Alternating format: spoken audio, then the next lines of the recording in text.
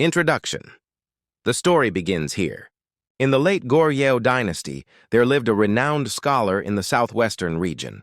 His surname was Jeon, his given name was Suk, and he went by the sobriquet Unhwa Seonseng. Although he was a descendant of a long line of high-ranking nobles, Suk had no ambition for worldly fame. Instead, he secluded himself in the mountains and forests, devoting his life to classical studies. He often gathered with friends to converse about nature and poetry, leading people to call him the Hermit of the Mountains. The conception dream. His wife, Lady Choi, came from a prestigious family and possessed both beauty and virtue. Though the couple lived in harmony for over 10 years, they lamented day and night, for they had no children. One day, Lady Choi had a dream.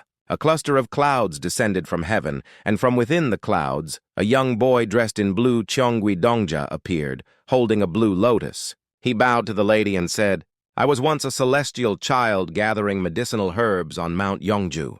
Having committed a sin against heaven, I have been exiled to the human world. Finding nowhere to go, I pray that you, lady, will take pity on me and receive me." The birth. The lady was overjoyed and tried to ask more, but she suddenly awoke, her mind still entranced by the vision. When she shared the dream with her husband, the scholar replied, "I feared our fate was too meager to have an heir, but your dream is so auspicious that heaven must be bestowing a precious son upon us." Indeed, she became pregnant that month. When the 10 months were complete, colorful clouds surrounded the house and a mysterious fragrance filled the air. In a trance-like state, the lady saw the same boy from her dream entering the room, and soon after she gave birth to a magnificent boy, naming the child. The scholar was immensely happy. Seeing the child's radiant face and sturdy build, he said, "This child is the very boy from the dream. I shall name him Un-chi, give him the courtesy name Mongjung-seon Fairy in a dream, and the sobriquet Goosip-J." The couple cherished him beyond measure. Father's death and filial piety. By age 7, Un-chi showed extraordinary brilliance, mastering 10 things for everyone he was taught. However, at age 10, tragedy struck as his father fell terminally ill.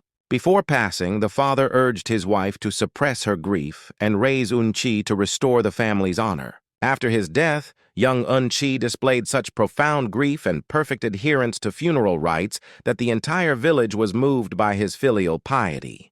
Studying under Lord Yun, Un-chi began studying under Lord Yun, a wise friend of his late father. One day, while crossing a mountain to reach the school, he spotted a young woman in white mourning clothes weeping in a dense bamboo grove. On his way back, she was still there. The enchantress in the bamboo grove intrigued, Un-chi approached her. She was about 15 or 16 years old, with beauty so radiant it could stir any man's heart. When asked why she wept, she claimed to be the daughter of a high official censor, Maing, who was fleeing a wicked stepmother's plot to kill her. Moved by pity, Un-chi comforted her. When he took her hand, she did not resist, and they shared a moment of deep intimacy. The next day, when Un-chi returned to the spot, she was already there waiting for him, saying, "I have been waiting for you for a long time." The master's command. Un-chi happily held the woman's hand, but left her briefly to attend school. Upon his arrival, Master Yun scolded him, "You have indulged in lust on your way here now. Even if you study, you will never master the harmonies of heaven and earth. When you return, you will meet that woman again. She holds a magical marble in her mouth. Snatch it from her and bring it to me." The theft of the soul. Following his master's order, Un-chi returned to the bamboo grove. When he saw the marble in her mouth, he pretended to be offended when she refused to show it, saying, "I wish for us to marry and grow old together, yet you do not trust me with this small request?" Overcome by her feelings, the woman kissed him and rolled the marble into his mouth. Un-chi refused to give it back. As she struggled to retrieve it, he swallowed it whole. Realizing her essence was gone, the woman could not utter a word. She wailed loudly and fled into the fields. Awakening of powers and success. Un-chi reported everything to Master Yun, who said, "Since you have swallowed the fox spirit's essence Ho-jong, you shall master the secrets of the heavens and earth, and command 72 kinds of transformations. You will also pass the state exam this April. Be cautious in your future endeavors." By age 15, Woo-chi's writing surpassed that of Li Bai, and his calligraphy rivaled Wang Shiji. Having mastered 36 supreme transformations, he entered the national examination and took first place. After the traditional 3-day celebratory parade, he returned to his mother, who greeted him with a mixture of joy and bittersweet tears. The deserted temple. As time passed and spring returned, Woo-chi traveled through famous mountains and rivers. He arrived at a temple called Segeum-sa, only to find its 1,000 rooms draped in spiderwebs and completely devoid of any monks. Perplexed, he went down to another temple, Seongnim-sa, where a few elderly monks greeted him.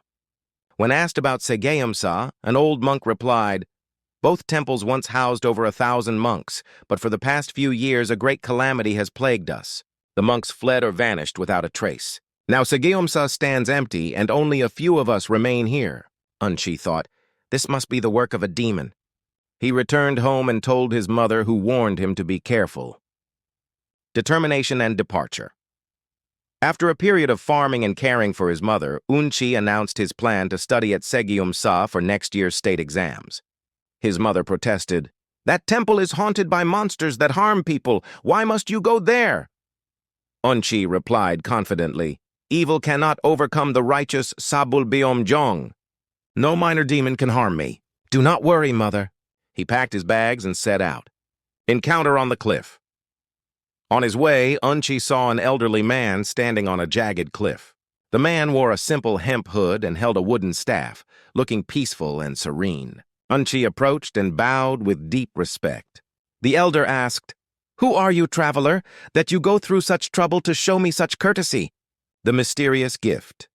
Woo-chi replied, "How could I pass by with indifference when an elder like you is standing here?" The elder said, "I have been waiting here a long time to give you something." From his sleeve, he produced a magical rope called Buyong-sung and a talisman, saying, "You will find a use for these in due time." Then he vanished into thin air. Woo-chi bowed toward the sky in gratitude and headed to Segeum-sa. After cleaning his room and having dinner, he lit a candle and began his studies, a temptress in the night. Around midnight, the third watch, the door suddenly opened and a woman entered, seating herself gracefully beside him. She looked about 14 years old, with a face as radiant as a peony moist with morning dew, and a form as delicate as a weeping willow swaying in a spring breeze, beautiful enough to melt any man's heart. Entranced, Woo-chi asked, "Where do you come from, and what brings you here at this late hour?" The woman's plea. The woman replied, "I am a lady of a noble family. While traveling with my husband to his new post as the governor of Jiangyang, we were ambushed by bandits. My family was slaughtered, and our belongings were stolen. I alone escaped with my life. Hiding by day and traveling by night to find my way home, I saw the light from your window and mistook it for a commoner's house. Though I heard a man's voice reciting scriptures, I was too exhausted to maintain decorum and came inside. I beg you, sir, save my wretched life, and I shall repay your kindness even after death." Woo-chi's inquiry. Woo-chi said, "A person cannot control their own fortune or misfortune. It is lucky, in a way, that you found your way here after such a calamity. Might I ask where your family home is and how old you are?" The woman replied, "My home is outside the south gate of the capital Gyeongseong, and I am 17 years old." Woo-chi's hidden suspicion. Woo-chi remarked, "We are the same age, then. However, the capital is over 300 li approx. 120 km from here. How could a lone woman travel such a distance on foot? I am truly concerned for you." The woman sighed and pleaded, "I beg you, sir, take pity on my situation and allow me to stay for just one night." The proposal, Woo-chi then said, "My family is poor, so I have not yet taken a wife. I had hoped to marry only after passing the state exam next spring, but meeting you tonight must be fate. What do you say we join in marriage and spend the rest of our lives together?" Upon hearing this, the woman lowered her brow and remained silent. Her bashful appearance under the candlelight was more beautiful than ever. Woo-chi pushed aside his reading desk and said, "I spoke on a whim, and seeing you so upset makes me feel quite awkward. But pray, consider it carefully so as not to ruin your future. The trap is set." After a long silence, the woman replied, Though I am in despair, I am of noble blood. I would rather die than be humiliated, yet I am deeply moved by your words. If you promised to avenge my family, how could I not obey your command? Pretending to be captivated, Woo-chi said, "This is an auspicious day. We must swear an oath to heaven and earth with a cup of union." He poured bamboo wine, drank first, and offered it to her. Though she tried to decline after the first cup, Woo-chi pressed her, saying, "What harm is there in a few drinks?" The exposure. When she hesitated further, Woo-chi turned stern. A woman should be submissive once she follows a man. "Why are you being so disrespectful?" Overwhelmed by his pressure, she drank until she lost consciousness and fell into a deep, snoring sleep. Woo-chi immediately stripped her clothes and wrote a sacred mantra on her chest with a red brush. When the ink vanished instantly, he knew for certain she was a fox. He took out the Buyong-sung magical rope to bind her limbs, pierced her crown with an awl, and struck her with a club. The awakening startled awake by the pain. The woman cried out in a loud voice, "My lord, what is the meaning of this?" The fox reveals her form. Woo-chi roared, "You wretched fox! You have haunted this temple and slaughtered innocent lives. I have waited long to rid the world of you." As he pierced her with the awl, the monster could no longer endure the pain. She shed her human disguise, revealing golden fur and 9 tails. The Gumiho 9-tailed fox pleaded for her life. Woo-chi demanded, "Give me another one of your fox marbles, Hojong, and I shall spare you." The fox replied, "The marble is within my body, but I possess something even greater, 3 volumes of heavenly books. Please spare my life in exchange for them." Being a scholar at heart, Woo-chi was delighted by the mention of books. "Where are they?" he asked. Journey to the hidden realm. The monster said they were in her lair and asked to be freed to fetch them. When Woo-chi refused and continued to torment her, she pleaded, "Just untie my feet, and I will lead you there myself." Woo-chi agreed and followed the fox to a cave beneath a massive rock on a great mountain. They traveled about 2 kilometers into the depths until they reached a hidden paradise. There, amidst lush pines, bamboo, and tranquil streams, stood a magnificent palace adorned with brilliant colors, subduing the den and seizing the books. As Woo-chi followed the fox into her lair, a servant girl, a lesser spirit, emerged, saying, "My lady went hunting today and brought back a fine meal. Let us feast." As she lunged at him, Woo-chi struck down all the minor spirits and tormented the Gumiho once more with his awl. Unable to bear the pain, the Gumiho cried out to her servant, "Go quickly and bring the 3 volumes of books from the jeweled chest." When Woo-chi received the books, he saw they were indeed the heavenly books.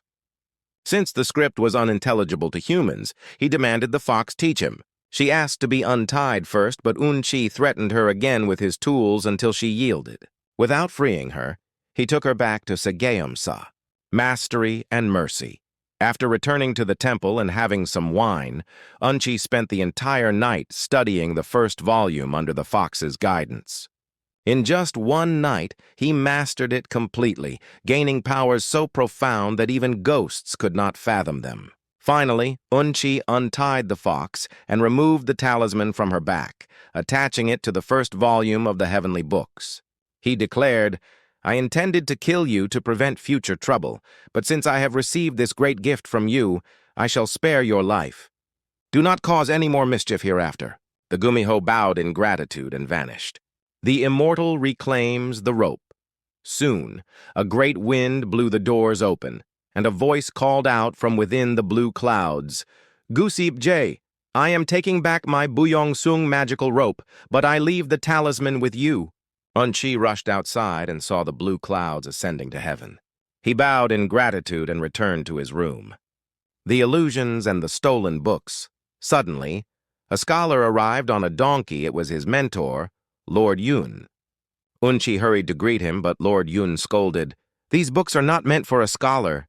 Why are you reading them?" Before Woo-chi could respond, Lord Yun vanished. Horrified, Woo-chi checked his belongings and realized 1 volume of the heavenly books was gone. The second deception. While still in shock, he heard a woman wailing nearby.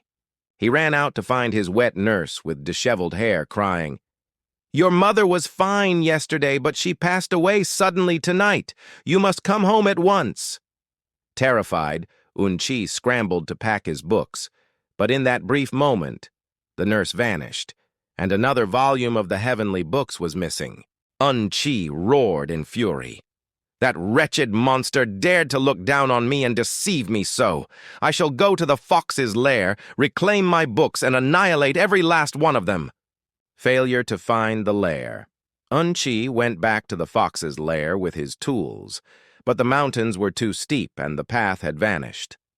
He realized, "The fox's magic is too unpredictable. I cannot stay here longer." He gathered his books and returned home. Fortunately, the first volume of the heavenly books remained safe because of the protective talisman he had attached to it. Abandoning the exams for magic. Studying the book, Woo-chi found he could perform any magic imaginable. He lost interest in the civil service exams, thinking, "If I take the traditional path of a scholar to support my mother, it will take far too long." He devised a scheme. Transforming himself into a celestial official, he rode 5 colored clouds into the royal palace. The palace was thrown into chaos by the mysterious aura. As the king and his ministers discussed this unprecedented phenomenon, Woo-chi's attendant called out from the clouds, "King of Goryeo, receive the mandate of the Jade Emperor," deceiving the king. The king set up an altar and bowed 4 times. Above him, Woo-chi stood in a golden crown and red robes, flanked by celestial boys. Woo-chi declared, "The celestial palace is being renovated and we have gathered all materials except for 1 golden beam. The Jade Emperor knows your kingdom is rich in gold. You must prepare a golden beam 10 feet 5 inches long and 3 feet 2 inches wide by the 7th day of the 7th month. If you fail to deliver it for the beam-raising ceremony, a great calamity shall befall your nation.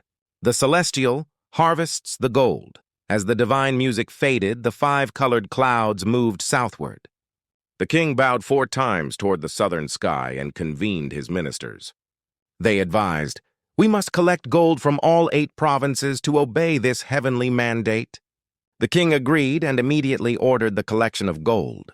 Craftsmen worked day and night to forge the golden beam to the exact specifications. After the king fasted for 3 days, the clouds returned to the palace with a heavenly fragrance. The celestial official appeared, and his attendants, riding cranes, hooked the golden beam and lifted it into the sky. A rainbow arched over the palace as the clouds dispersed. The king and his court celebrated, believing they had fulfilled a divine task. Woo-chi enters the market. Though Woo-chi had successfully deceived the king, the golden beam was so massive and rare, having exhausted the nation's supply, that selling it would normally draw immediate suspicion. He devised a plan, cut off a portion of the beam, and went into the city to sell it. A police officer Pogyo spotted him and asked suspiciously, "Where did this gold come from, and how much does it cost?" Woo-chi replied, "It has a clear origin. The price is 500 gold pieces." The officer said, "Tell me where you live, and I will bring the money to you tomorrow." Woo-chi answered, "My home is in the southwest of Mount Songgak, and my name is Jeon Woo-chi. The golden beam is identified."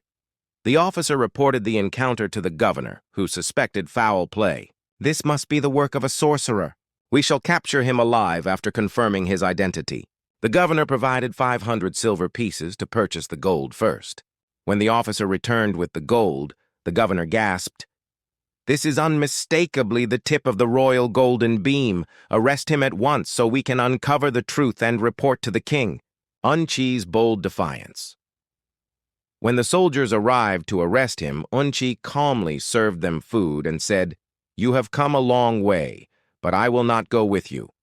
Your governor has no power to capture me. I will only surrender when a royal command is issued." Stunned by his composure, the soldiers dared not touch him and returned empty-handed.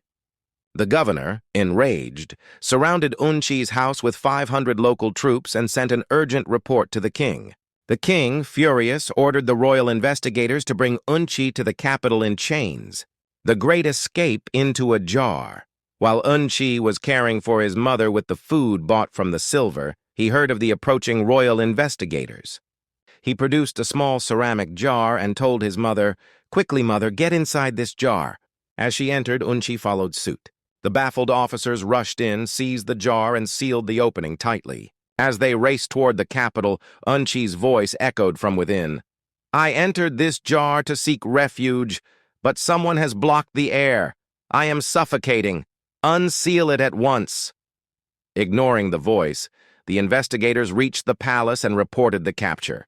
The king asked in disbelief, even if Woo-chi possesses magic, how could a grown man possibly fit inside such a small jar, defying death in boiling oil? From within the jar, Woo-chi shouted, It is stifling! Please, unseal the jar! Finally convinced that Woo-chi was inside, the king asked his ministers how to deal with him. They warned, his sorcery is unpredictable. If we are not careful, he will slip away. The king ordered a cauldron of oil to be boiled and the jar to be tossed inside. Woo-chi's voice echoed from the bubbling oil. My house was so poor that I shivered day and night. Today I bask in this warmth to thaw my bones. Your Majesty's grace is truly boundless. They boiled the oil from morning until late afternoon until it nearly evaporated. When the king ordered the jar to be smashed, it shattered into pieces, but Woo-chi was nowhere to be seen. Instead, the shards of the jar began to scurry toward the throne, crying out, Your humble servant, Jeon Woo-chi, is right here. The strategy of pacification. The king, enraged, ordered the shards to be ground into powder and boiled again, and commanded that Woo-chi's home be razed. However, a senior minister advised, this sorcerer cannot be captured by force. To prevent further chaos, we should post a notice at the 4 main gates. If Woo-chi surrenders, his crimes will be pardoned, and he will be given an official rank. Once he reveals himself, we can give him responsibilities and keep a close watch. If he errs again, we can execute him then. The king agreed and issued a royal proclamation. Though Jeon Woo-chi has committed crimes against the state, we value his extraordinary talents. We hereby grant a special pardon and offer a government post. Surrender yourself immediately. The old man's lament. Meanwhile, Woo-chi lived in the mountains with his mother, using his silver and traveling freely on the clouds. One day, he encountered an old man weeping bitterly. When asked the reason, the man replied, I am 70 years old and have only one son, but he has been falsely accused of murder. My heart is breaking. The injustice revealed, Woo-chi asked for the details. The old man explained, There is a man named Wang-gai in our village. His wife is beautiful but unfaithful. My son had an affair with her, but she was also seeing a man named Jo-ga. When Wang-gai caught them, the 2 men fought violently. My son happened to pass by, broke up the fight, and let Jo-ga escape. However, Wang-gai died shortly after. His cousin reported the death as a murder. Because Jo-ga is a protege of the powerful official Yang Mun-gi, he used his connections to flee, while my son was framed as the killer in the official records. Woo-chi's psychological warfare. Woo-chi said, If that is the truth, I shall ensure your son's safety. He parted from the old man, transformed into a gust of clear wind, and flew to Yang Mun-gi's house. At that moment, Yang Mun-gi was in his guest house looking into a mirror. Woo-chi transformed into the likeness of the deceased Wang-gai and stood right beside him. Startled, Yang Mun-gi put the mirror away and looked back, but no one was there. He thought to himself. The ghost confronts the official. Yang Mun-gi thought, How strange that a demon plays tricks on me in broad daylight. When he looked in the mirror again, the man appeared and spoke, I am the soul of Wang-gai, who died at the hands of Jo-ga. You have mistaken the truth, imprisoning the innocent Yi while letting the murderer Jo-ga go free. If you do not avenge me by punishing him, I shall not rest until I haunt you. The vision vanished. Terrified, Yang Mun-gi immediately convened a court and brought Jo-ga in for interrogation, the confession, and justice. As Jo-ga was denying his crimes, the spirit of Wang-gai appeared again and roared, You wretched Jo-ga! You defiled my wife and took my life. You are my sworn enemy, yet you dare shift the blame onto the innocent Yi. With the spirit vanishing once more, Jo-ga panicked, and Yang Mun-gi, equally shocked, ordered a severe flogging. Unable to endure the torture, Jo-ga confessed to everything. Yi was promptly released, and Jo-ga was executed for his crimes. The next adventure. Having saved Yi, Woo-chi ascended into the clouds. As he traveled, He looked down and saw a commotion in the marketplace. A craftsman or merchant was fighting with someone over a pig's head. Woo-chi descended to investigate the cause of their dispute, and one man replied, "The marketplace incident." When Woo-chi asked about the fight over the pig's head, a man replied, "I had already agreed on a price for this pig's head for a ceremony, but this government official is trying to seize it by force, using his authority." To punish the greedy official, Woo-chi recited a mantra. Suddenly, the severed pigs' heads opened their mouths and snapped at the official as if to bite him. Terrified by the sight, the official fled in a panic, encountering the arrogant scholars. Traveling further, Woo-chi came upon a place filled with the sounds of music and singing. He approached the gathering and greeted them, saying, "I am a mere traveler, but I wish to observe the festivities you all are enjoying." The scholars exchanged greetings and introductions. Woo-chi observed that while over 10 Kiseng's female entertainers were playing music and singing, 2 men named So-seng and Seo-seng were acting particularly arrogant and condescending. Woo-chi smiled coldly and engaged them in conversation. When the banquet table arrived, Woo-chi said, "I am grateful to taste such a fine feast thanks to your hospitality." Seo-seng bragged, "Even if we were poor, we have the finest Kisengs and delicacies here. I doubt you have ever seen such a grand sight." Woo-chi laughed and replied, "It is indeed fine, but many things are still lacking." Offended, Seo-seng asked, "What could possibly be lacking in this magnificent feast?" "The impossible bet." Woo-chi remarked, "First of all, there is no refreshing watermelon, no tart peach, and no sweet grapes. How can you say this feast is complete?" The scholars laughed heartily and said, "You are truly ignorant. It is currently late spring. Where on earth would one find such fruits at this time of year?" Woo-chi replied, "I have seen a place where all kinds of summer fruits are in full bloom." Seo-seng challenged him, "Then can you bring them here right now?" Woo-chi countered, "If I bring them, you must agree to a grand wager." Magic overcoming the seasons. Woo-chi took a young servant to a nearby orchard. There, they found peaches hanging from the trees. He had the servant climb up and pick them. Below, grapes were dangling from their vines, so they gathered those as well. Heading into the fields, they found watermelons growing on the vines and picked 20 of them. When they returned with the haul, everyone was astonished. As they tasted the fruit, they marveled at the miracle. The trap is sprung. Getting quite drunk, Woo-chi decided to humble So-seng and Seo-seng. He turned toward them and began reciting a secret mantra. Soon after, the 2 scholars groaned. "My body feels incredibly heavy and my mind is filled with such strange agitation." "How very odd," the teasing Woo-chi said. "You 2 are acting quite arrogant, but I suspect the Kisengs you are with might actually be men." The 2 scholars grew angry. "We are not blind. How could we possibly mistake a man for a woman?" Woo-chi laughed. "Do not be angry. Just put your hands inside your trousers and feel for yourselves." The Vanishing Act. Seo-seng followed his instruction and his face went pale. He whispered to So-seng, "My manhood." "It's gone. It's completely flat down there. What is happening?" So-seng replied, "Let me see." Upon checking, it was indeed gone. When So-seng checked himself, he found the same terrifying void. The 2 cried out in terror. "That man Jeon was mocking us earlier, and now this catastrophe has befallen us. What are we to do?" The confusion and the apology. To make matters worse, one of the Kisengs discovered that her private part had vanished, and a mysterious hole had appeared on her stomach instead. Everyone was in a state of panic. Among them, a scholar named Eun-saeng, who was the most perceptive, realized that Woo-chi was a powerful sorcerer. He bowed deeply and pleaded, "Our eyes were clouded, and we have deeply offended you, sir. We beg for your mercy and forgiveness." The scholar's restoration. Woo-chi said, "Do not worry, it will return to normal on its own."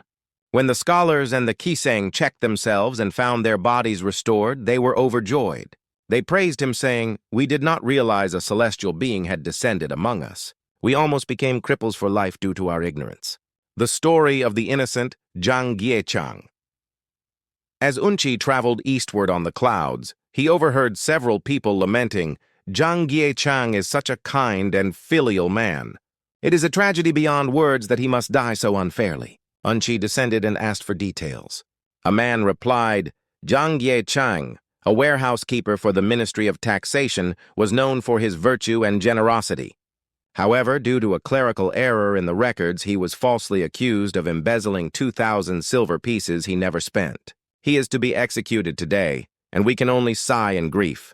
The great rescue at the execution ground, moved by pity, Woo-chi flew to the execution ground.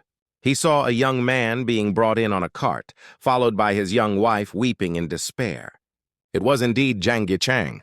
As the executioner prepared the prisoner and announced the hour of death, Woo-chi transformed into a whirlwind. He swept up the couple and ascended into the heavens. The execution official was terrified and reported the incident to the king, leaving the entire royal court in shock and confusion. Safety and awakening. Woo-chi brought the couple to his home and administered a restorative medicine. When they eventually woke up, they were bewildered by their surroundings. Woo-chi explained the entire situation to them and later reported his deeds to his own mother. Meeting the distressed son. As Woo-chi traveled on the clouds, he spotted a man weeping bitterly. When asked for the reason, the man replied, "My name is Han Jae-gyeong. I have lost my father, but I am too poor to afford a proper funeral, nor do I have any way to support my 70-year-old mother. That is why I lament." Moved by compassion, Woo-chi reached into his sleeve, pulled out a scroll, and handed it to him. The secret of the scroll. Woo-chi instructed, "Hang this scroll in your house and call out, 'Go-jika!' Hey, storekeeper!'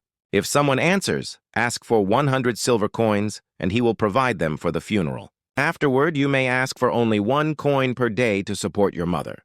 However, if you ever ask for more than that, a great calamity will befall you. Be warned."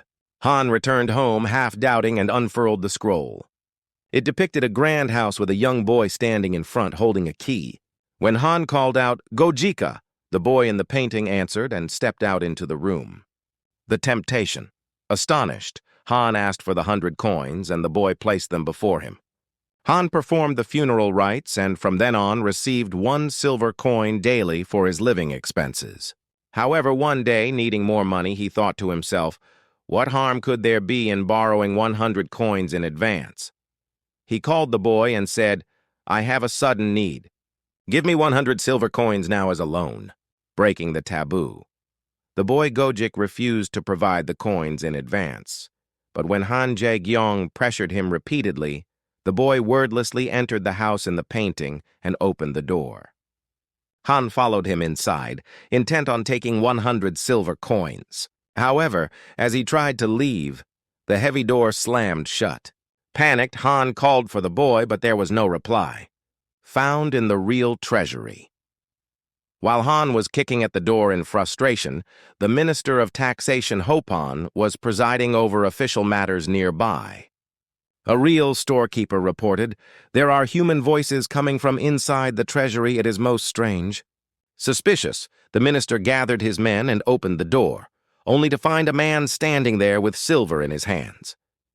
The servants shouted, "What kind of thief are you to have broken into this place?" Still confused, Han yelled back, "Who are you to barge into my private storehouse like this?"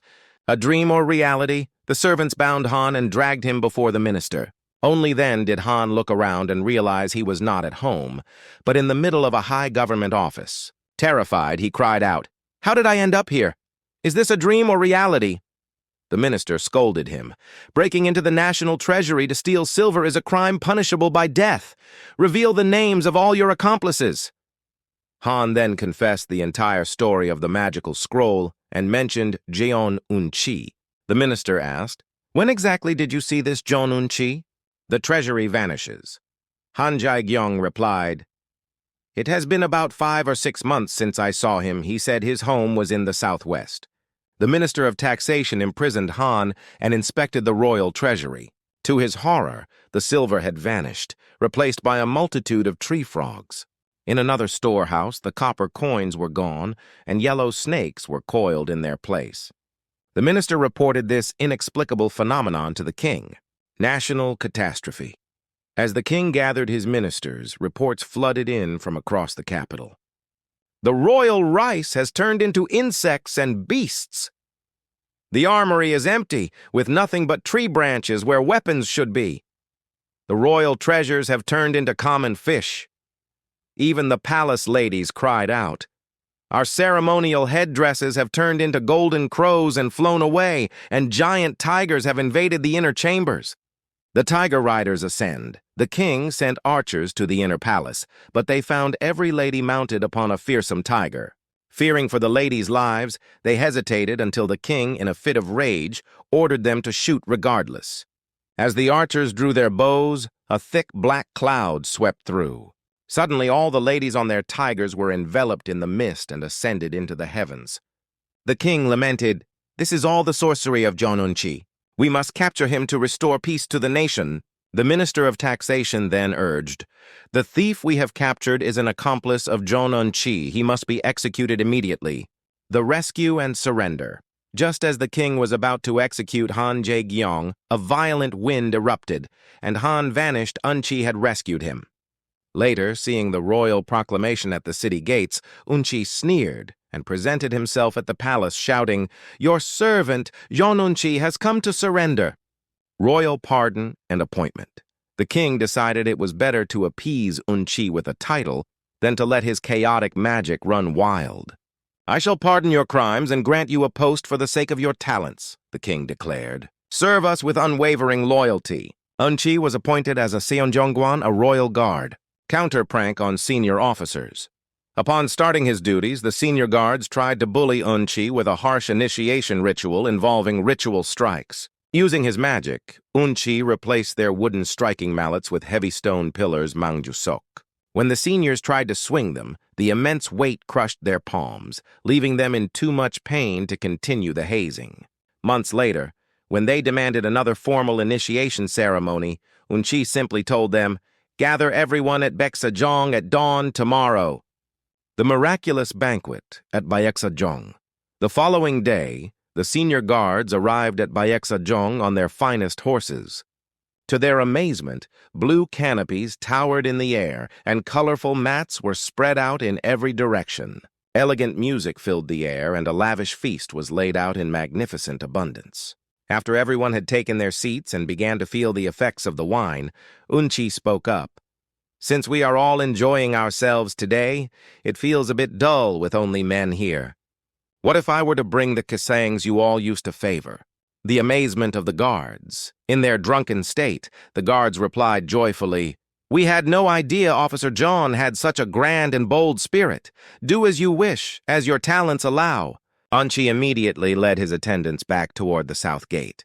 The guards praised him, saying, "Officer Jeon's manner is so extraordinary that he could surely handle even the most formidable bandits." Before long, Woo-chi returned, leading a large group of women whom he stationed outside the pavilion. As the feast continued with even grander tables of food, Woo-chi stepped forward and said, "As requested, I have brought the ladies. Shall we seat one with each of you to heighten the festivities?" The shocking revelation at Baeksajong. When the senior officers agreed to have women present, Woo-chi called the first lady and seated her before the head officer, saying, "Do not leave his side and serve him faithfully." He proceeded to seat one woman with each officer. To their absolute horror, the officers realized these were not kisangs, but their own wives. Terrified that their colleagues would recognize their spouses and paralyzed by shame, they could not say a word. Seething with silent rage, they abruptly canceled the feast, mounted their horses, and fled to their homes. Their servants, confused by the sudden departure, could only watch in wonder. Chaos at the households. As the officers arrived at their respective homes, they were met with scenes of utter pandemonium. Some servants were rushing out to deliver funeral notices, others were sprinting to pharmacies for emergency medicine, and some were wailing in grief. When the officers asked what had happened, the answer was the same at every house. The mistress has suddenly passed away. Kim Seon-jeon's fury and the reversal. When Officer Kim arrived home, his maid cried out, "The mistress was cutting fabric for clothes when she suddenly collapsed and died." Officer Kim roared in fury, "That woman! She plotted with that scoundrel Jeon to appear at the banquet as a kisang and humiliate me in front of everyone. How could a lady of a noble house act so shamelessly? My career is ruined, and my family name is disgraced." Just then, the maid rushed back, shouting, "The mistress has woken up." Officer Kim suppressed his rage and hurried to the inner chambers. His wife, sitting up, said, "I fell into a brief nap earlier when a man in red robes grabbed me and a servant in yellow forced a cloak over my head. They put me on a horse and took me to a place where many other noble ladies were gathered, all looking as lost as I was. Then that man, Jeon Woo-chi, grabbed me and pushed me in front of a high-ranking official who looked exactly like you, husband, and told me to serve him faithfully.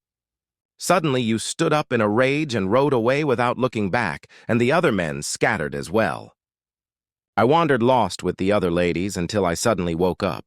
It was all a dream, Namgailmong. Why is everyone wailing as if I had died? A change of heart." The humiliated officers fumed in anger, swearing to one day execute Woo-chi for the shame he brought upon them. Woo-chi, however, reflected on his past. "I committed crimes punishable by death, yet the king granted me a title. I must truly repent and serve the nation with all my heart." He devoted himself to his duties, and under his care the royal horses became healthy and strong, earning him praise from the court. The rise of the bandit Yeom-jun. Meanwhile, a man named Yeom-jun rose to power in Mount Gadal.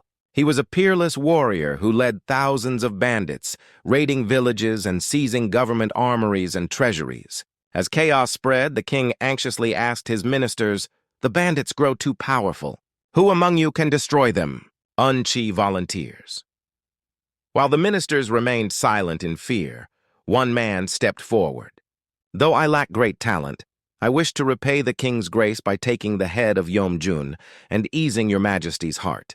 It was Jeon Woo-chi. The king, greatly pleased, asked, "How many soldiers and horses do you require for this campaign?" The following is an English translation of the scene where Jeon Woo-chi infiltrates the bandit stronghold at Mount Gadal and uses his legendary magic to terrify the enemy leader, Yeom-jun. English translation, the master of illusions at Mount Gadal, scouting as an eagle. Woo-chi said to the king, "Since the enemy is powerful, I shall go alone to scout their position before we move the army." After receiving the royal sword, Woo-chi bid farewell to his mother, who warned him to be cautious and not fail the king. He traveled to the provincial office, left his officers behind, and transformed into an eagle to fly deep into Mount Gadal. The bandit king's arrogance. There, he saw the bandit leader Yeom-jun riding a white horse, flanked by beautiful women and hundreds of followers, boasting of his power. Yeom-jun ordered a grand feast for the next day, commanding 10 oxen to be slaughtered. Seeing Yeom-jun's imposing stature and fierce eyes, Woo-chi recognized him as a formidable hero of the age. Thinking quickly, Woo-chi stripped leaves from the trees and transformed them into a mystical army armed with spears and banners. Clad in twin phoenix armor and riding a legendary steed, Woo-chi approached the fortress. With a single mantra, the heavy iron gates swung open on their own. The chaos of the supernatural. Transforming back into an eagle, Woo-chi flew into the rear garden where Yeom-jun was feasting on a golden chair. As the wine flowed, Woo-chi recited a spell. Suddenly, a vast swarm of eagles covered the sky, swooping down to snatch every table of food and flying back into the heavens. A violent gale erupted, whipping sand and stones through the air. The bandits could not even open their eyes, tents were ripped away, and Yeom-jun was forced to cling to a tree stump just to stay grounded. His soldiers rolled on the floor in agony, some even vomiting in terror. The phantom snow. The chaos lasted for hours.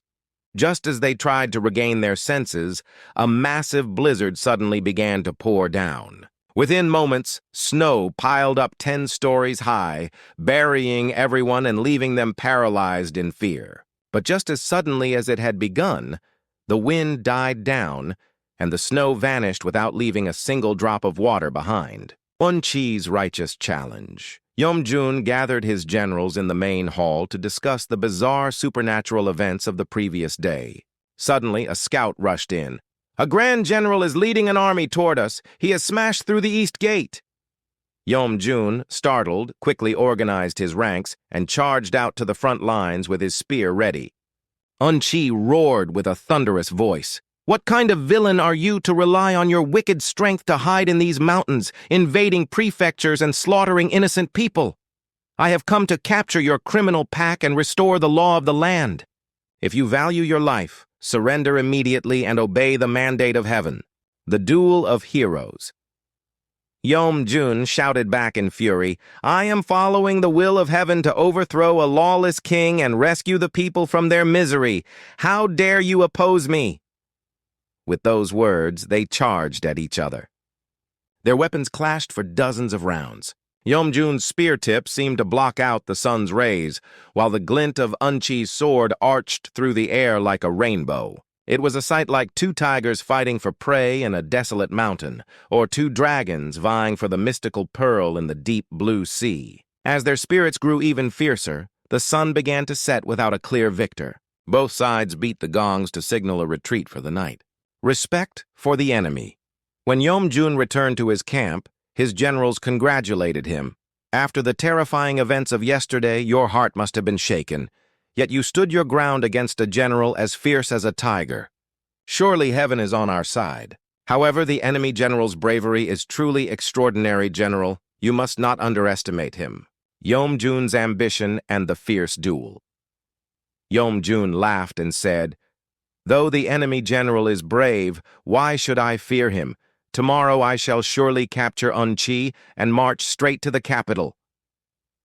The next day, Yeom-jun charged out from his camp, roaring, Jeon Un-chi, come out and face my blade. Today we settle this once and for all. Un-chi, enraged, drove his horse forward, his sword dancing as he clashed with Yeom-jun. They fought for over 30 rounds, but Yeom-jun's spear technique was flawless, without a single opening. Un-chi realized, I cannot defeat him through martial arts alone. The double and the divine decree. Un-chi shook his body, sending his true self up into the air while leaving a phantom double to continue the fight with Yeom-jun. From high above, he shouted with a thunderous voice, I have avoided killing throughout my life, but since you defy the mandate of heaven, I am forced to strike you down. Do not resent me. He raised his sword to strike, but then hesitated, thinking, how can I take a life so carelessly? It is better to capture this man alive. The final warning. Floating in the sky with his blade gleaming, Un-chi cried out, Behold my true power. The phantom ambush terrified, Yeom-jun looked up at the sky. Lightning seemed to strike from within a mass of clouds, but it was actually the flash of Un-chi's sword. As he tried to flee back to his camp, he was blocked. Un-chi appeared in front of him, another followed behind, and more closed in from his left and right. Even above his head, Un-chi danced with his blade upon a cloud. Overwhelmed and dizzy, Yeom-jun fell from his horse. Un-chi descended and ordered his phantoms to bind Yeom-jun and send him to the main camp. Forgiveness for the bandits. Un-chi charged into the enemy camp, and seeing their leader captured, the bandits surrendered. Un-chi addressed them with mercy. You defied the mandate of heaven by following a rebel, a crime punishable by death. However, I grant you a special pardon. Go home to your villages, work your farms, and live as honest citizens. As they scattered in gratitude, it was reminiscent of the legendary Zhang Liang, who dispersed the Chu army with a sorrowful flute melody at Mount Jiming. The interrogation of the rebel. After freeing hundreds of women held captive in the stronghold, Un-chi sat upon the commander's platform and had Yeom-jun brought before him.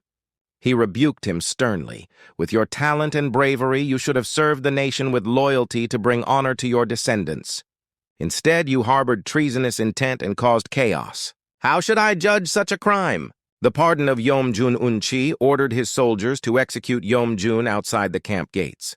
Yeom-jun pleaded piteously, My crimes deserve the execution of my entire clan, but if you show me the virtue of preserving life, I shall mend my ways and follow you faithfully. Un-chi replied, If you truly intend to repent and turn over a new leaf, how could that not be a beautiful thing? He ordered the soldiers to untie him and comforted him with kind words before sending him back to his home. Upon returning to the capital, the king summoned Un-chi to hear the details of the victory. Un-chi reported the entire sequence of events, and the king offered boundless praise and many rewards. The bitter silence of the officers. After Un-chi returned to the capital, All the court officials came to congratulate him on his success, except for the Seonjongwan senior guards. Not a single one came to see him, as they still held a deep grudge over the humiliation they suffered during the initiation at Baeksejong. Sensing this, Woo-chi decided to deceive them once more. One night, when the moonlight was brilliant and the sky was clear of even a speck of a cloud, Woo-chi rode upon 5 colored clouds. He gathered the golden-turbaned giants Hwanggeon Yoksa and various goblins and forest spirits Imai Mangyang and commanded the divine generals, "Go at once and seize every one of those officers." The supernatural tribunal. The divine generals obeyed the command and soon brought all the officers before Woo-chi. Sitting upon a throne made of clouds, flanked by standing generals under the brilliant light of torches, Woo-chi spoke with terrifying majesty, "Where are the golden-turbaned giants? Bring the prisoners forward." The giants answered in unison and dragged the officers in one by one. The confession of a celestial official. The senior officers, paralyzed with fear, prostrated themselves on the ground. When they looked up, they saw ghost kings and divine generals lined up in a solemn, intimidating formation. Woo-chi roared at them. "I previously mocked you by briefly humiliating your wives. But how could you harbor such a deep grudge and treat me with such coldness? I intended to seize you and send you to hell long ago, but I have been preoccupied with my celestial duties by night and my national responsibilities by day. Now I have no choice but to send you to the purgatory of Fengdu, the underworld, so that you may suffer and atone for the sin of looking down upon others." The decree of reincarnation. Concluding his speech, he called upon the giants, "Take these criminals to the purgatory of Fengdu and hand them over to King Yama. Lock them in the depths of hell, and only after 80,000 eons have passed, allow them to be reincarnated as beasts of burden up Chukai to carry out their karmic debts." A mercy granted and a shared dream. Upon hearing the terrifying sentence, the senior guards were paralyzed with fear, their souls nearly departing their bodies. They pleaded piteously, "We have committed crimes out of ignorance. We beg you to consider our past acquaintance as colleagues and forgive us." After a long, pensive silence, Woo-chi replied, "I intended to send you to the underworld to endure great suffering, but considering our past bond, I shall grant you a full pardon for now. However, your future actions will determine your ultimate fate." He then shouted, "Drive them all out!" At that moment, the guards suddenly woke up and realized it was all a South Lane dream, Namga Ilmong. Their bodies were drenched in cold sweat, soaking their bedding, and their minds remained dazed. Later, when the guards gathered and shared their experiences, they discovered that every single one of them had dreamt the exact same dream. From that day forward, their treatment of Woo-chi became exceptionally respectful and sincere. The lingering mystery of the treasury. One day, the king asked the minister of taxation, "You previously said that the silver and coins in the treasury had all transformed. How is the situation now?" The minister replied, "They remain exactly as they were before." The king grew deeply troubled by this.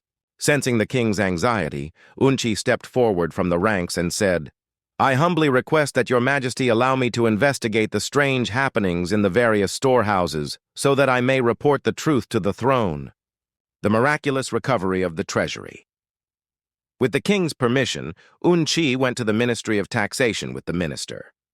When they opened the gates, they found the silver exactly as it had been. The minister was astonished, saying, "Yesterday, there were only tree frogs, but overnight they have turned back into silver. This is truly wondrous." Every storehouse was restored, and the armories were filled with weapons once again. Woo-chi reported this to the throne, and while the king was pleased, he secretly realized that all of this, both the disappearance and the reappearance, was the work of Woo-chi's sorcery. The false accusation. At that moment, a high official reported, "Several men in the Hosu region were caught plotting a rebellion. Someone brought me the secret documents, so I have imprisoned the informant and am reporting this to you." The king lamented his own lack of virtue for causing such unrest and ordered the Royal Investigation Bureau to capture the rebels immediately. The shocking confession. During the royal interrogation, one of the captured rebels testified, "We intended to make Jeon Woo-chi our king to save the suffering people. Now that we have been discovered, we deserve 10,000 deaths." Woo-chi, who was standing right there as a royal secretary guarding the king, was suddenly branded a traitor. The king roared in a towering rage. "I knew he would eventually plot a rebellion. Now the proof has appeared in the testimony." The king's wrath and the failed execution. The king ordered Woo-chi to be dragged down immediately and prepared the instruments of torture. He declared, "I pardoned your previous crimes and gave you a title. Yet you showed no gratitude to the nation and have now committed treason. Do not bother making excuses, prepare for death." The king commanded the executioners. "Kill him with a single stroke." The guards gathered all their strength to strike, but suddenly their arms grew numb and painful, and they could not even lift their clubs. Woo-chi's final plea. Woo-chi spoke. "I deserve 10,000 deaths for my past transgressions, but today's charge of treason is 1,000,000 times more false." He thought to himself, "Someone must be framing me. How bitter this is." He then petitioned the king once more, "If I am to die now, the magic I have learned all my life will never be passed on to the world. I beg your majesty to allow me to fulfill one last wish to ease my soul." The king's curiosity. The king thought to himself, "This man's talents are indeed wondrous. I shall test him one last time." He addressed Woo-chi. "What kind of talent do you have to show me?" The final request. Woo-chi spoke. "I am skilled in painting. If I paint a tree, it grows. If I paint an animal, it walks. If I paint a mountain, plants spring forth from it. People call my work masterpieces. If I die without passing this art to the world, my soul will surely become a restless, vengeful ghost." The king thought to himself, "If this man becomes a vengeful ghost, it will bring nothing but trouble."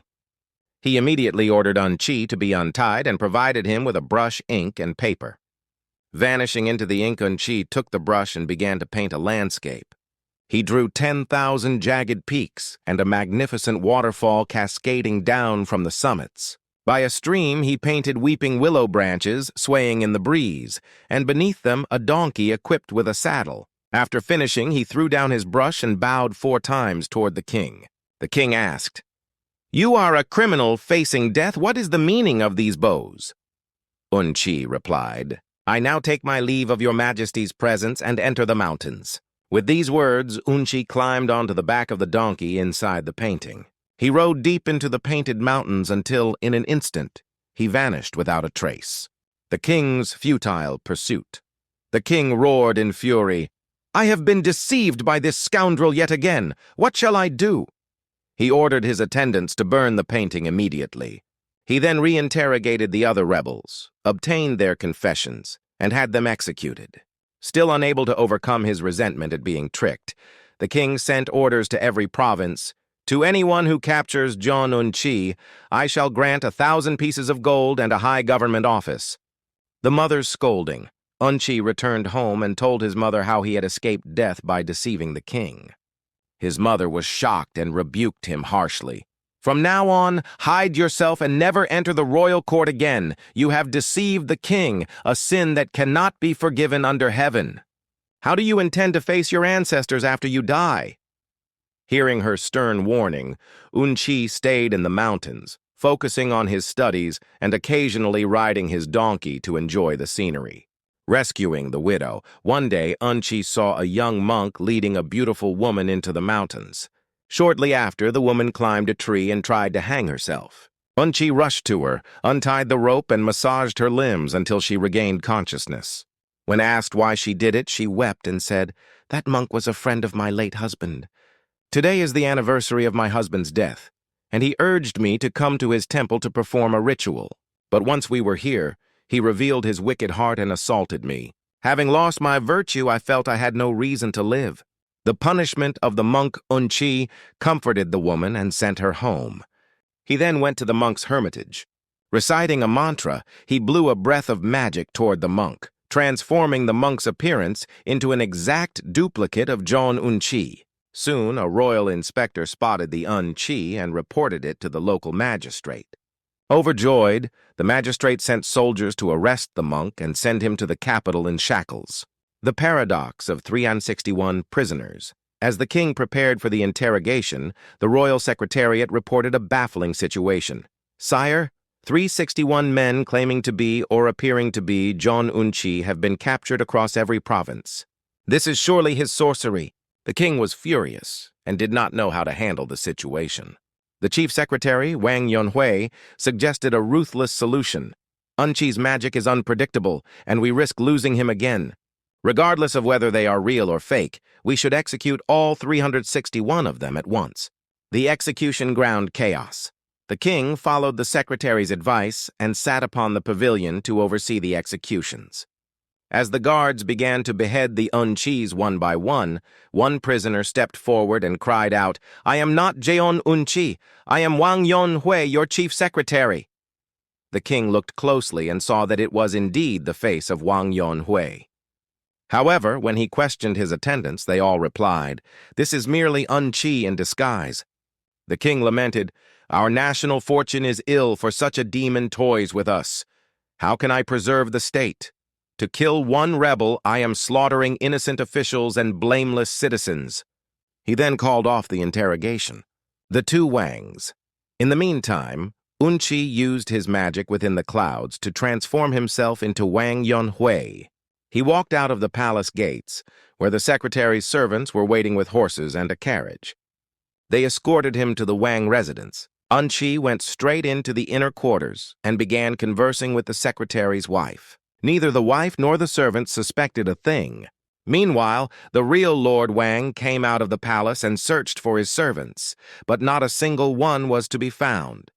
Bewildered, he borrowed a horse from a colleague and rode home. When he arrived, he found his servants standing at the gate. As Lord Wang exploded in anger and demanded an explanation, the servants replied, "But sire, we just escorted you home a moment ago. How can you be standing here again?"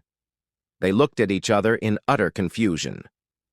When Lord Wang entered the inner house, the maids clapped their hands in shock and cried, "What on earth is happening? Our master is already inside. How can there be another?" The face-to-face confrontation. The servants were buzzing with confusion.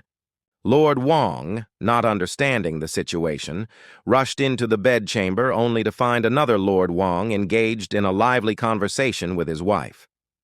Lord Wang roared in fury, "What kind of scoundrel are you to dare enter a noble house and speak with my wife?" He then commanded his servants, "Bind him at once." However, Woo-chi, the fake Wang, stood his ground and countered with even greater indignation, "What kind of creature are you to steal my face and enter the inner quarters to assault my wife? How can such a bizarre thing happen?" He then ordered the servants, "Drive this intruder out immediately." The Gumiho transformation. The servants looked back and forth, but the two men were truly indistinguishable. As they stood frozen in confusion, Woo-chi shouted another command, "I have heard that monsters cannot maintain a human shape for long." He then sprayed water toward the real Lord Wang and applied a red powder. In an instant, the real Lord Wang transformed into a nine-tailed fox Gumiho, the capture of the beast. The servants, now convinced they were seeing a demon, lunged forward with swords and clubs to kill it. Woo-chi stopped them, saying, "This is a grave omen for the nation.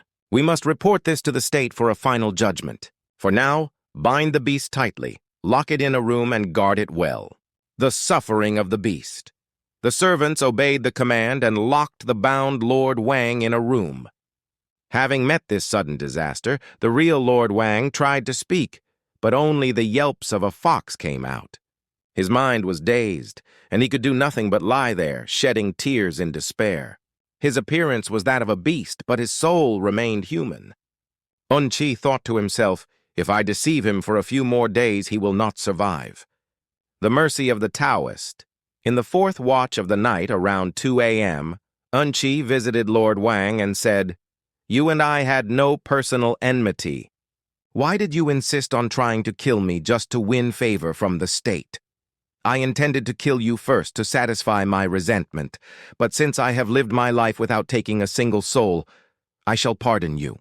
Be sure never to repeat such behavior."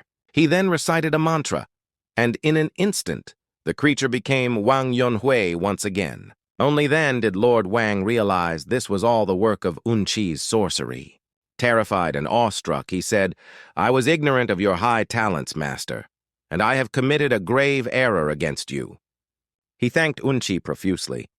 The final instructions and departure. Woo-chi gave one last instruction: "I am leaving you now.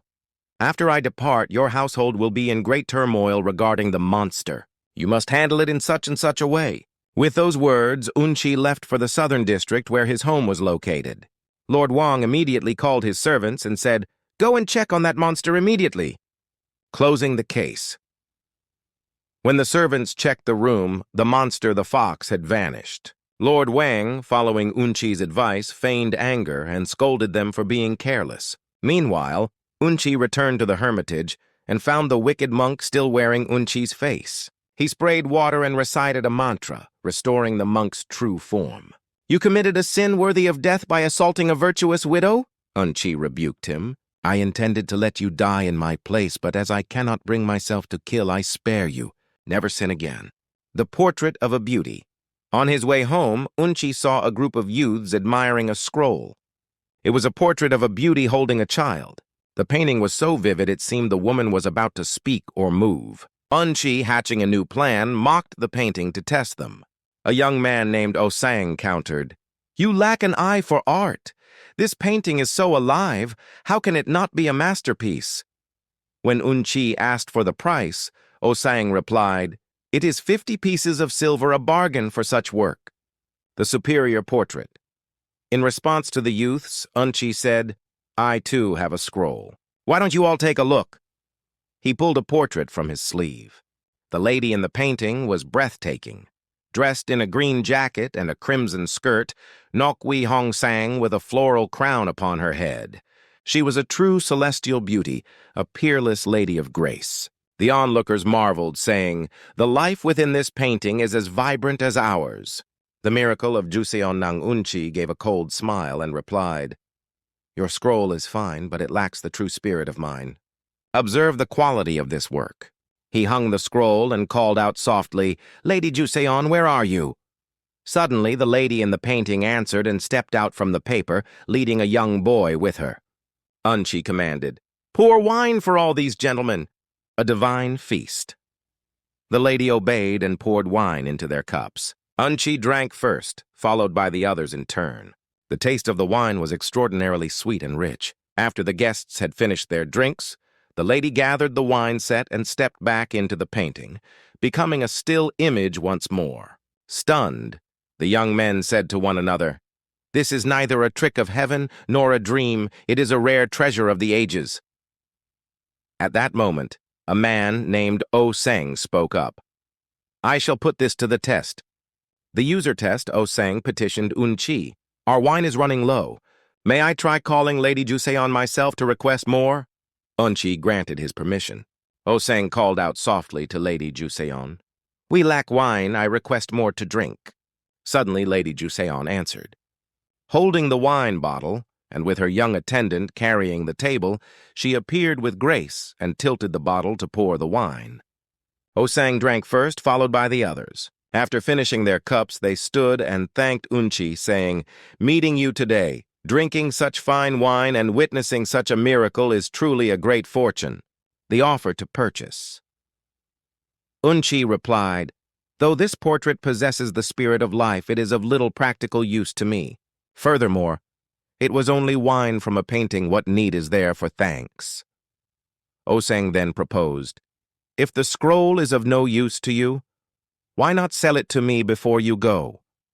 Woo-chi answered, "If there is truly someone who wishes to own it, I am willing to sell.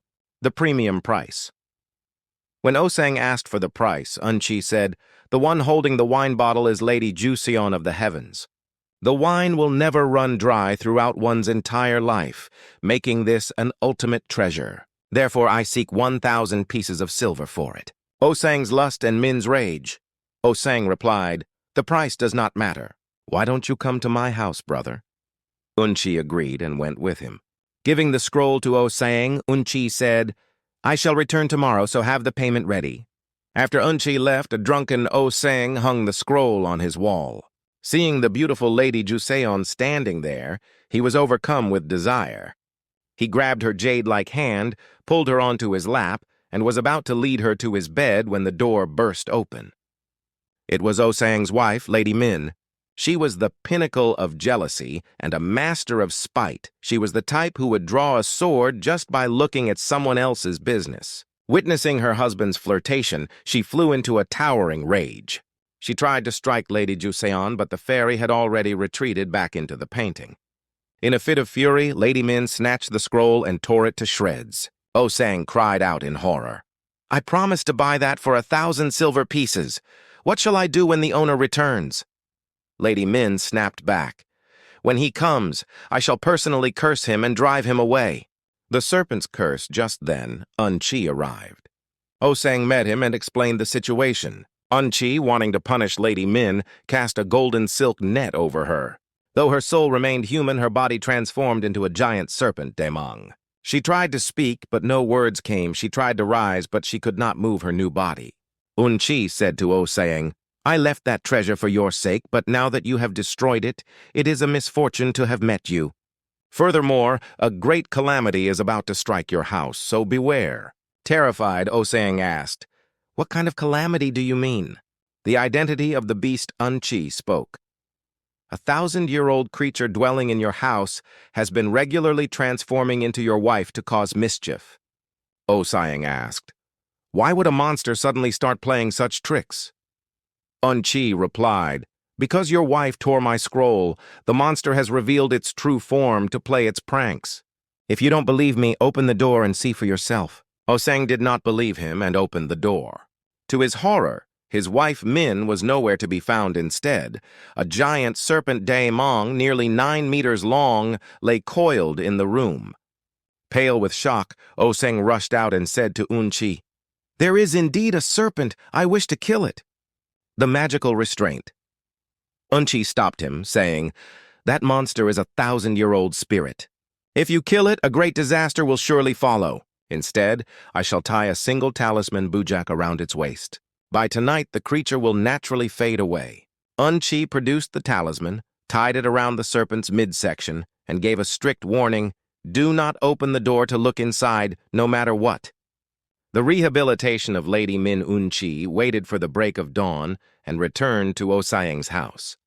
He rebuked Lady Min, saying, "Because you looked down upon your husband, indulged in violence and jealousy, tore another's scroll, and insulted me, I intended to leave you bound in that golden net inside a stone crevice to suffer. However, if you are truly ready to mend your ways, I shall release you." When Lady Min bowed her head in submission, Un-chi recited a mantra. The golden net fell away of its own accord. Lady Min rose, dazed but enlightened, and bowed 100 times in deep gratitude. Diagnosing the scholar's illness. On his way home, Un-chi visited an old schoolmate named Yang Bong-an and found him bedridden. Startled, Un-chi asked about his symptoms. Yang replied, "My chest and stomach ache, and I have not been able to eat or drink for a long time. I fear I may not recover." Un-chi took Yang's pulse and remarked, "This is an illness born of longing for someone." "Who is the cause of this ailment?" Yang confessed. "It is exactly as you say. There is a woman named Jong living in Hyeon-dong. She is a beauty of legendary proportions who was widowed early. Her house shares a wall with my uncle's, and after seeing her by chance over that wall, my longing has grown more desperate every day. If this continues, I fear my time in this world is short." Un-chi advised, "Send a skillful matchmaker to propose a marriage." The skepticism of Yang Bong-an said, "That woman's commitment to her virtue is extraordinary. I fear the proposal will fail and only bring insults upon us." Un-chi replied, "In that case, what if I bring the woman to you myself?" Yang, still doubtful, answered, "No matter how great your talents are, you will not be able to bring her. Do not waste your thoughts on such useless plans." Un-chi simply said, "Do not worry, brother," and flew away atop a cloud. The widow's grief. Meanwhile, Lady Jong had been widowed early and spent her days and nights in sorrow, wishing for death.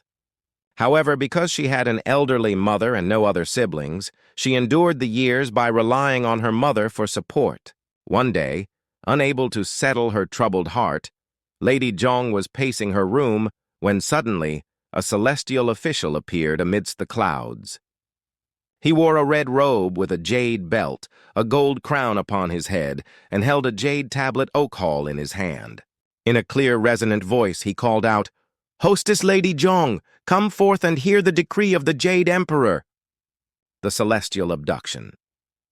Upon hearing the immortal's words, Lady Jeon informed her mother. The mother, shocked and awestruck, hurriedly prepared an incense table on the veranda. As the lady knelt in the courtyard, Woo-chi spoke, "Lady Munseon, how was your time in the human realm? It is now time to join the peach banquet of the Jade Lake in heaven." Terrified by the celestial decree, Lady Jeon replied, "I am but a filthy mortal and a sinner. How could I possibly ascend to heaven?" Woo-chi answered, "You have tasted the tainted waters of the human world and forgotten your celestial origins." He then poured a fragrant wine into a gourd bottle and had his young attendant offer it to her. As soon as she drank, her mind went blank and she lost consciousness. Woo-chi wrapped her in a cloud and rose into the sky, while her mother bowed repeatedly toward the heavens in blessing. The intervention of Gangrim. At that moment, Gangrim Do-ryong was gathering beggars in the marketplace to beg for food. Suddenly, he noticed a divine fragrance filling the air and 5 colored clouds moving toward the southeast. Gangrim looked up and simply pointed a finger at the sky. Instantly, the cloud gate split open, and an immortal and a beautiful woman came crashing to the ground. It was Jeon Woo-chi. Woo-chi, who had been flying with the lady, was horrified when a black energy rose into the air and his magic was forcibly unraveled. He looked around but saw no one. Just as he tried to cast another spell, a young beggar boy stepped forward and rebuked him. "Listen, you lowly Jeon Woo-chi. You learned magic only to deceive heaven and attempt to ruin the virtue of a faithful woman. Do you think great heaven is blind? Therefore, heaven has commanded me to kill a wretch like you. Do not resent me for your fate." Woo-chi's defeat. Woo-chi, flying into a rage, drew his sword to strike, but the blade instantly shattered into 100 fragments, turning back to attack Woo-chi instead. Terrified, he tried to dodge, but his feet were stuck to the ground, frozen in place. He attempted to use his transformation magic, but his spells were utterly useless. Realizing that despite the boy's ragged appearance, his Taoist power was absolute, Woo-chi bowed low and begged, "I have eyes but no pupils, for I failed to recognize a true master. My sin is worthy of 10,000 deaths. However, I have an elderly mother at home, and being poor, I had no way to support her, thus I deceived the king. My second aim was merely to save my own life. Now, my attempt to take Lady Jeon was only to save a dying friend. I pray, Master, forgive my sins and teach me the true path." The decree of Gangrim. Gangrim Do-ryong replied, "Even without your words, I already knew everything. The nation's fortune is ill, and scoundrels like you cause chaos with your sorcery by rights. I should kill you. However, I spare you for the sake of your elderly mother. Now return Lady Jeon to her home immediately. As for your friend Yang, save him with a better plan. There is another woman to take Lady Jeon's place. She lost her parents early and is poor and alone, but her heart is virtuous. Her surname is also Jeong, and she is 24 years of age. If you defy my words, a great calamity will befall you." The identity revealed, Woo-chi thanked him and asked, "I wish to know your great and honorable name, Master." The mysterious figure answered, "I am Gangrim Do-ryong. I wander the world to toy with its follies and vanities." Restoring Lady Jeon with his magic restored by Gangrim, Woo-chi returns Lady Jeon to her home. To explain her sudden return, he shouts from the clouds, "The Jade Emperor says her penance is not yet finished, so she must remain on Earth longer." He gives her an antidote, and she wakes up safely with her mother. The magical makeover. Following Gangrim's directions, Woo-chi finds a poor, lonely 24-year-old maiden. He offers to be her matchmaker. After she agrees, he gives her a face-changing pill, Hwanyong-dan, provided by Gangrim. With a splash of water and a mantra, the poor maiden transforms into a perfect double of the beautiful widow, Lady Jeon. The setup. Eun-chi brings the transformed maiden to Yang Bong-an's house but keeps her hidden outside. He enters Yang's room and sighs. Her virtue was too strong, I couldn't even speak to her and had to come back empty-handed. The miraculous recovery. Yang Bong-an sighed in despair, believing his life was over since even Eun-chi had failed. Eun-chi teased him for a while before revealing, I couldn't bring Lady Jong, but I brought a beauty 10 times more radiant than her. Yang didn't believe him, but when he forced himself to step outside, he was stunned. There stood a woman with a face like the harvest moon and eyes like morning stars. To Yang, she was indistinguishable from the Lady Jong he had pined for. Overwhelmed with joy, his illness began to fade instantly. Enter Master Seo Hwa-dam. Having settled his friend's matter, Eun-chi set off for Hoju Songdo to meet the legendary scholar Seo Hwa-dam. Knowing the future, Seo Hwa-dam instructed his attendant, a man named Jeon will arrive today at noon. Sweep the courtyard and prepare the study, the hidden paradise. Eun-chi reached the gate of Seo Hwa-dam's retreat and marveled at the scenery. Lush pines, emerald bamboos, and tranquil streams created a scene so divine it felt like a world beyond the mortal realm. When he knocked on the gate, a young boy greeted him by name, explaining that Master Seo had predicted his arrival that very morning. Mutual respect deeply impressed, Eun-chi offered gifts and requested an audience. Seo Hwa-dam invited him into his study with perfect etiquette. Eun-chi humbly requested, I have traveled 1,000 miles to seek your guidance, for your fame echoes like thunder. Seo Hwa-dam modestly replied, You overpraise me. I have heard that your magic is so great there is nothing you cannot do. I have long wished to see it for myself, and meeting you today is a great honor. The miraculous banquet. Eun-chi spent the entire day in deep conversation with Hwa-dam, praising his wisdom. Hwa-dam then ordered his servants to prepare wine and food. Suddenly he drew a sword and thrust it into the wall. To Eun-chi's amazement, divine wine began to flow from the blade like a fountain, filling a large jar in moments. Once the jar was full, Hwa-dam withdrew the sword and pointed toward a scroll hanging on the northern wall, which glowed with vibrant colors. When the window of the study was opened, a beautiful celestial maiden dressed in radiant silk stepped out from the painting. She carried a tray of wine and food, approached Eun-chi, and offered him a cup. The fragrance of the wine was beyond anything in the mortal world. Eun-chi remarked in awe, I feel as though I have entered a divine realm, tasting celestial nectar and heavenly delicacies. I am deeply grateful. Hwa-dam laughed and replied, Why do you praise such ordinary bitter wine so much? As they continued their exchange. The arrival of Yeongdam. Suddenly, a man dressed in simple scholar's robes entered the room and asked, Who is this guest? Hwa-dam replied, This is Master Jeon from the southern district. Turning to Eun-chi, he said, This is my younger brother, Yeongdam. Since you two are strangers, I have failed in my duty as a host to introduce you properly. Please forgive me.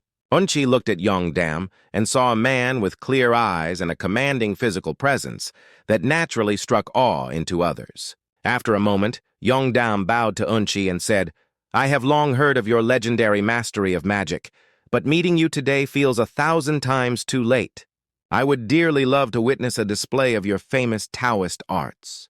The transformation of the hats Eun-chi initially declined, but after Yeongdam's repeated requests, he decided to test his skills. He recited a mantra, and suddenly, the hat on Yeongdam's head transformed into a severed ox head with horns 3 feet long. It fell onto the stone table, eyes rolling and mouth agape. Angered that his hat had been turned into a beast, Yeongdam immediately countered with his own spell. In an instant, Eun-chi's Gat traditional hat turned into a pig's head, falling onto a rock, baring its tusks and twitching its ears. From weapons to divine beasts, Eun-chi thought to himself, This man's talent is extraordinary. He is a worthy opponent. He pointed at the pig's head and chanted a spell, turning it into a triple-pointed long spear. Yeongdam likewise transformed the ox head into a massive sword. The spear and sword soared into the air, clashing with a brilliance that rivaled the sun. Yeongdam then threw his fan into the air and chanted the sword, and fan transformed into a red dragon and a blue dragon. Un-chi responded by throwing his fan pendant the spear, and pendant became a white dragon and a black dragon. As the four dragons swirled in battle, clouds and mist filled the air, and thunder shook the earth. The struggle was so balanced that no winner could be seen, though the red and blue dragons began to tire. The master's intervention master, Seo Hwa-dam, watching the scene, thought, "If I let them continue this duel of skill, it will surely end in disaster." He struck his water dropper Yeonjuk against the table. Instantly, all the magical entities fell to the ground and reverted to their original forms, hats and fans. Un-chi quickly retrieved his hat and fan, speaking amiably to smooth things over. But Yeongdam remained disgruntled and refused to pick up his belongings. Un-chi took his leave, saying, "I have committed a great offense by recklessly competing in your presence and disturbing your dignity. I shall return another day to apologize properly." The technical analysis. After Un-chi left, Seo Hwa-dam rebuked his brother Yeongdam. "You summoned blue and red dragons, while Un-chi summoned white and black. Blue is wood, red is fire, white is metal, black is water. According to the 5 elements, metal defeats wood and water defeats fire. How could you ever hope to win? Why did you recklessly try to harm a guest in my home?" Though Yeongdam apologized, he secretly harbored a deep grudge against Un-chi. The new mission. 3 days later, Un-chi visited again. Hwa-dam asked for a favor. In the South Sea, there is a mountain called Mot. Hwa, home to a master named Unsu. I studied under him, and he has sent me letters I haven't answered. Since I have met you, could you deliver my reply? Un-chi gladly agreed, but Hwa-dam worried. Hwa is far across the sea. I fear it will not be an easy journey. The bold boast. Un-chi spoke. Though I lack great talent, I shall return in the blink of an eye.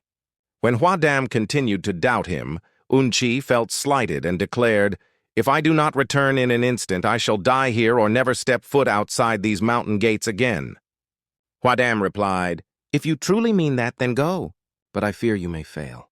Hwa-dam immediately wrote the letter and handed it over. Un-chi took it, transformed into a Haidong Chong ghost hawk, and soared into the sky toward the South Sea, the unpassable firewall. As he flew over the sea, a mysterious net suddenly appeared, blocking his path. When Un-chi tried to fly over it, the net rose higher when he tried to dive under it. Its lead-weighted edges were submerged deep within the water. He tried to fly around the left and right flanks, but the net extended to the very edges of the horizon. For 10 days, Un-chi struggled desperately, nearly dying of exhaustion as he tried to find a way through, but the net eventually reached the heavens and touched the seabed. Unable to reach Mot, he had no choice but to return. The master's rebuke. Un-chi returned to Seo Hwa-dam and recounted the hardships he faced at sea. Hwa-dam looked at him and said, "You spoke such big words, and yet you have failed. Now how about fulfilling your promise to never leave these mountain gates again?" Submission to the true master. When Un-chi attempted to flee in shame, Hwa-dam sensed his intent. He instantly transformed into a wildcat and pounced. In desperation, Un-chi turned into a goshawk to fly away, but Hwa-dam immediately shifted into a blue lion, biting and pinning Un-chi to the ground. "How can I not kill a sorcerer like you who deceives the king and causes such chaos?" Hwa-dam rebuked him. Un-chi pleaded, "I failed to recognize your divinity and offended your dignity. My sin deserves 10,000 deaths, but I have an elderly mother at home. I beg of you, master, spare my meager life." Hwa-dam replied, "I shall spare you this time, but perform no more of these reckless tricks. Support your mother until she passes, and then, why not join me at Mat? Yongju to cultivate the Tao?" Un-chi vowed to follow his instructions and returned home, ceasing all magic to focus solely on his mother.